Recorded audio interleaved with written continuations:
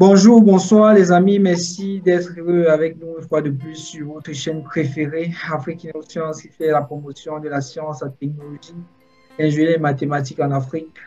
C'est vraiment un plaisir pour nous de recevoir quelqu'un d'extraordinaire, encore une fois de plus, qui est dans le domaine de l'ingénierie. Lui, c'est Monsieur Com Chatouan Fabrice. Je vous invite à regarder cette vidéo jusqu'à la fin parce que nous allons apprendre énormément de choses dans le domaine de la technologie. Made in Africa, comme toujours.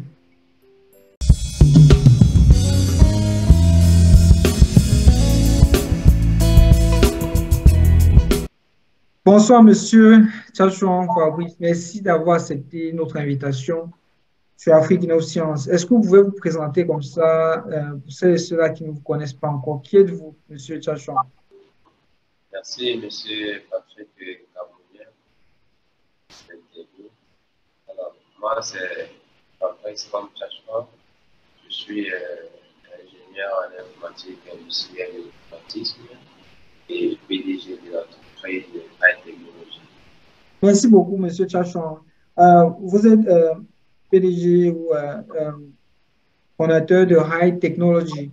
Est-ce que vous pouvez un peu nous dire comme ça en quelques mots en quoi consiste High Technology?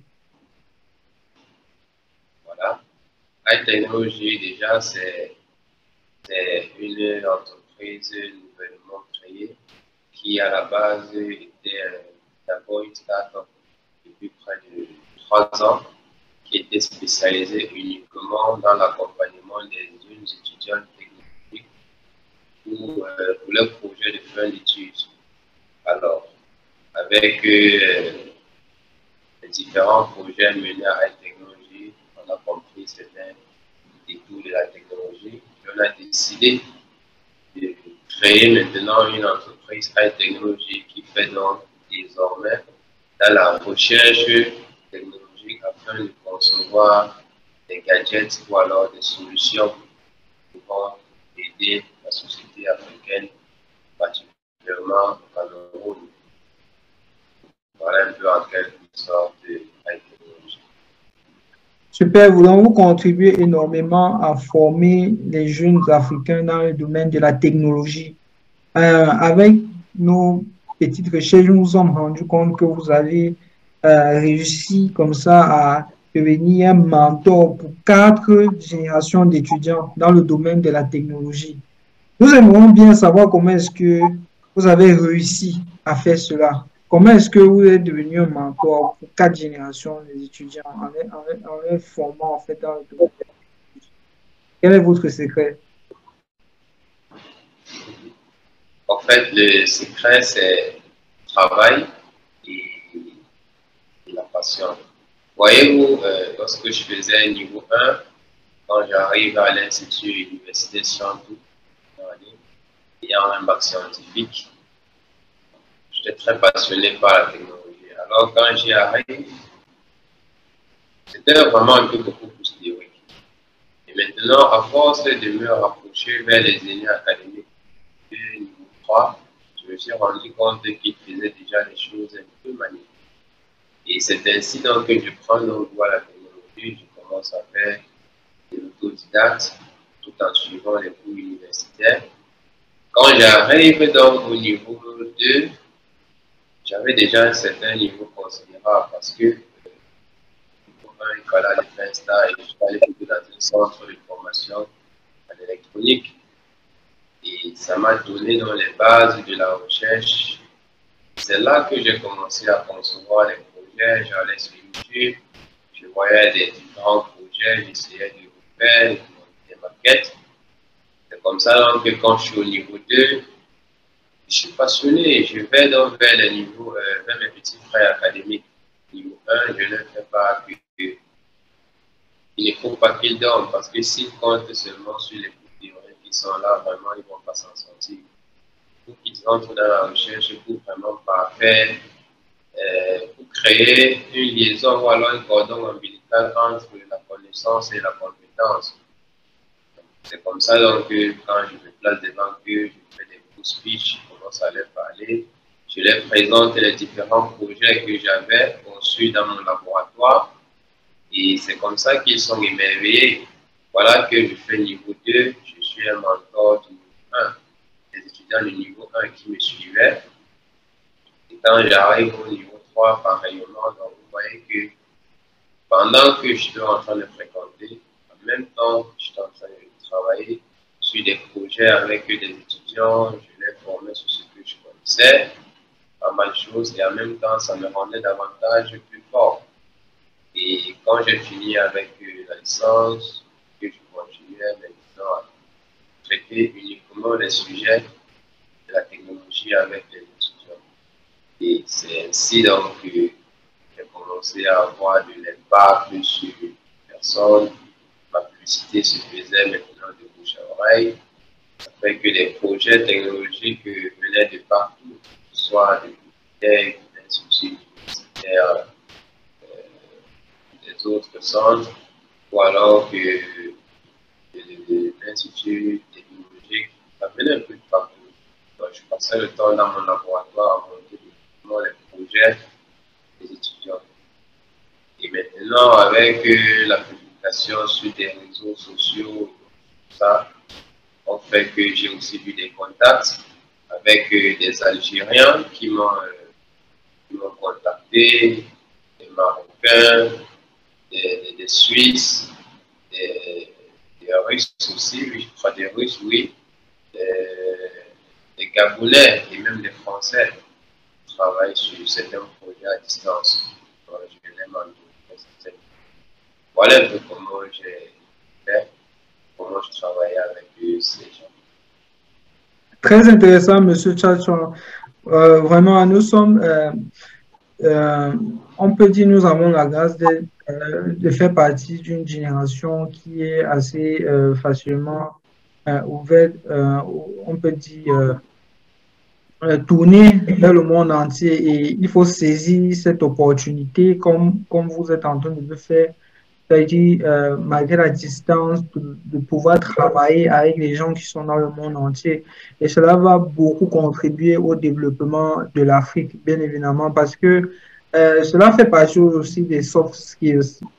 On peut avoir les compétences pour pouvoir développer des machines, mais il faut aussi avoir les compétences pour pouvoir nouer des contacts, communiquer, euh, afin de nouer des partenariats qui pourront nous permettre de nous propulser, je peux dire comme ça, un peu plus dans le domaine technologique et cela va contribuer énormément au développement de l'Afrique.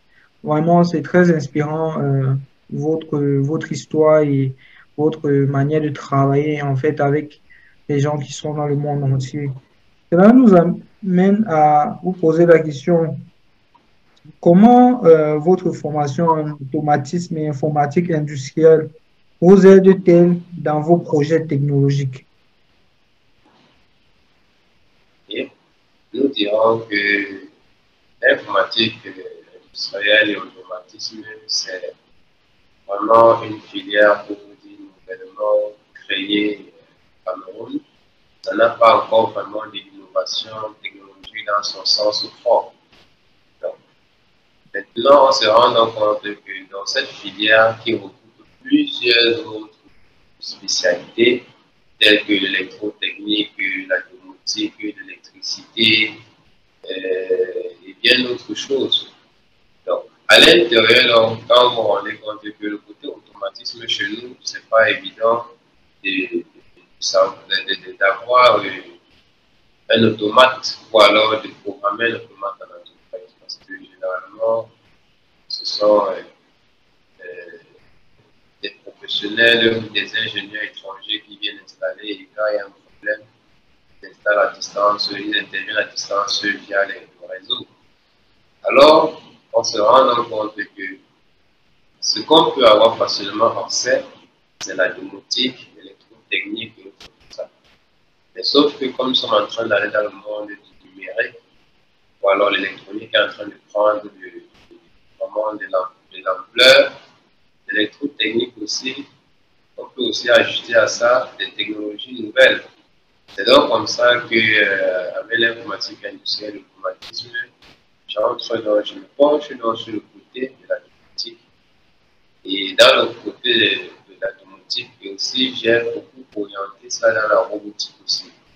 C'est vrai que j'ai fait des mini-chaînes industrielles avec tapis roulant, des bras robotiques, ainsi de suite. Mais tout ça, c'était juste à titre comptable, vous voyez un peu, et qui sont aussi concevables pour des systèmes, pour des petites et moyennes entreprises.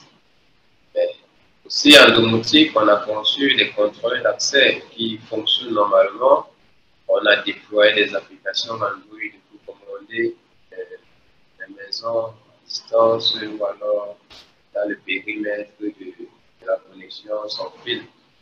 Donc, vous vous rendez compte que les multi simplement, options de compétences qu'offre la filière informatique et industrielle permet à cet étudiant-là de pouvoir être un peu ouvert dans plusieurs domaines. En électrotechnique, par exemple, on peut déployer des systèmes qui permettent de commander des gros moteurs industriels sans toutefois être encore là. Donc, vous pouvez avoir un téléphone, ça peut être un ordinateur, tout ça est en réseau, et vous les commandez à distance. Vous voyez, ça c'est déjà la télé, ça peut être la télésurveillance, ça peut être, je sais pas, télécontrôle. Donc, tout dépend. Vous voyez que là, c'est le côté, la partie informatique qu'on utilise dans ce genre de système. Donc, et c'est avec ça donc, que j'ai pu développer beaucoup d'autres compétences et à force de travailler sur les projets étudiants, ça m'a permis de me confronter à beaucoup d'autres compétences comme la mécanique, l'électronique, la programmation des microcontrôleurs, développement, développement mobile. Merci beaucoup, Monsieur Tchantchon. S'il vous plaît, qu'est-ce que vous pouvez dire comme ça à ceux qui nous écoutent, surtout aux plus jeunes, ceux qui nous regardent et qui aimeraient se lancer dans l'entrepreneuriat, en quelques mots? Ok, pour tous jeunes qui veulent faire dans l'entrepreneuriat, ce que je pourrais leur conseiller, c'est d'y croire en leur vision, de croire en leur projet et qu'ils sachent aussi que c'est pas du tout facile, car le plus gros problème de l'entrepreneuriat, surtout en Afrique, c'est beaucoup plus le financement lorsque on a de la compétence. Alors pour ce faire aussi, il n'y a pas que le financement, il faut avoir une bonne formation, il faut d'abord avoir une bonne formation, c'est-à-dire être d'abord bien outillé intellectuellement. Par ailleurs, il faut bien maîtriser son sujet, avoir un plan de carrière, être psychologiquement et mentalement fort pour surmonter les échecs et les coups que donne l'entrepreneuriat.